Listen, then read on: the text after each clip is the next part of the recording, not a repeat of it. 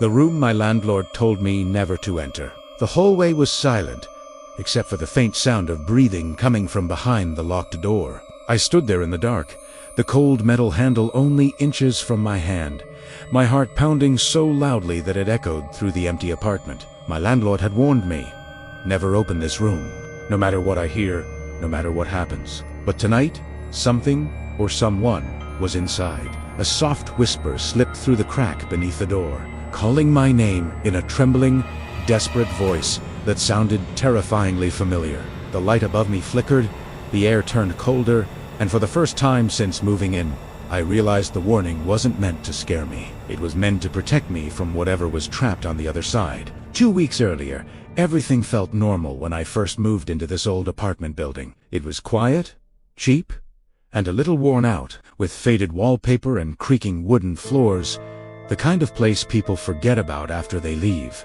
The landlord was polite, but there was something strange about his eyes when he spoke. He walked me through every room, explaining the rules, until we reached the last door at the end of the hallway. It was older than the others, scratched around the frame, and sealed with an old brass lock. He stopped, turned toward me, and said in a calm but firm voice, "This room stays locked.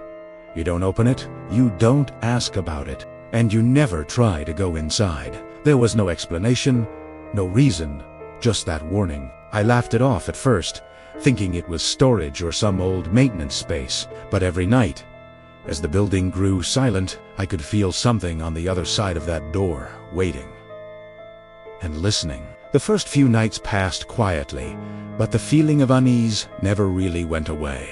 Every time I walked past that locked door, I felt a chill run through me, as if the air on that side of the hallway was different, heavier. Then, one night, I woke up to the sound of faint footsteps, slow, dragging footsteps coming from behind the forbidden room. They moved back and forth, stopping suddenly whenever I stepped closer. I tried to convince myself it was just the pipes or the building settling, but the sound had rhythm, intention, like someone pacing in the dark. During the day, I asked one of the neighbors about the room, but the moment I mentioned it, her face went pale. She shook her head and walked away without saying a word. That silence made everything worse. Soon after, I found a stack of old rent receipts inside a kitchen drawer, all with the same name on them. A previous tenant. The date stopped abruptly 2 years ago. No forwarding address, no cancellation notice. As I stared at those papers, one disturbing thought crept into my mind. What if the tenant never left? My curiosity turned into obsession. I started noticing small details I had ignored before: faint scratch marks near the bottom of the locked door, as if someone had clawed at it desperately. One evening, while cleaning, I discovered a loose bathroom tile. Behind it was a small metal key wrapped in old cloth, dusty, cold, like it hadn't been touched in years. That same night, as I stood in the hallway holding the key, a soft voice echoed from inside the room. It was weak, trembling, almost broken. "Please, help me." The sound froze me in place. I pulled out my phone and recorded it, but when I played the audio back, there was nothing but silence. No voice, no sound. As if the moment existed only for me. I searched public records, and finally uncovered something terrifying. The tenant whose name was on those receipts was officially marked missing. When I confronted the landlord the next day, his calm expression shattered for a second. His hands trembled. He forced a smile and repeated the same warning. "Do not open that room." But I could see it in his eyes. He was protecting the room from me. He was protecting me from whatever secret he was hiding inside it. The storm hit the city that night, thunder shaking the walls, rain hammering the windows, and with every flash of lightning, the hallway outside the room grew darker, colder, and more alive. Then, the knocking began. Slow at first, then louder, frantic. "Disperate." The door handle rattled violently from the inside, as if someone was trying to escape. My fear finally broke beneath the weight of curiosity. With trembling hands, I slid the hidden key into the lock. The sound of the mechanism turning echoed through the hallway like a scream. The door creaked open, revealing a small, dust-covered room frozen in time. A torn mattress lay on the floor. The curtains were shredded, and the walls were covered in scratched sentences, carved by fingernails. The same message repeated again and again. "Don't let him lock you in here, too." My breath stopped.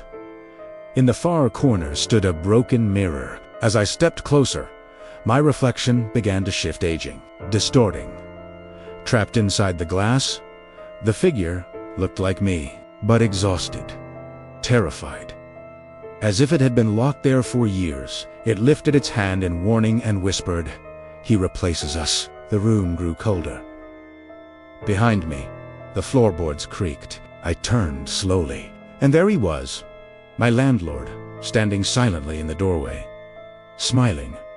As the door began to close, the door slammed shut behind me, and the sound echoed through the room like the final beat of a dying heart. I stumbled backward toward the mirror, my reflection still trapped inside, staring at me with hopeless, empty eyes. The landlord's footsteps moved closer, slow and deliberate, as if he had done this many times before. His voice was calm, almost gentle. As he whispered, "Every tenant thinks they can save the one before them.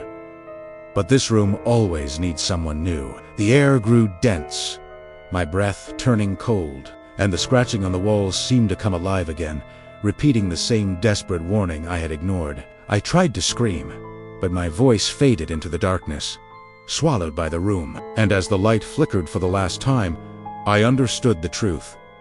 The missing tenant had never escaped. None of them had. And now I was the one who would wait inside for the next person who moved in. If you're still listening to this story, remember one thing: some doors are locked for a reason. And sometimes curiosity doesn't lead to answers. It leads to replacement. If you felt the chill of this story and want more dark mysteries like this, make sure to subscribe to Voidmind Tales, where every story takes you deeper into the shadows of the mind.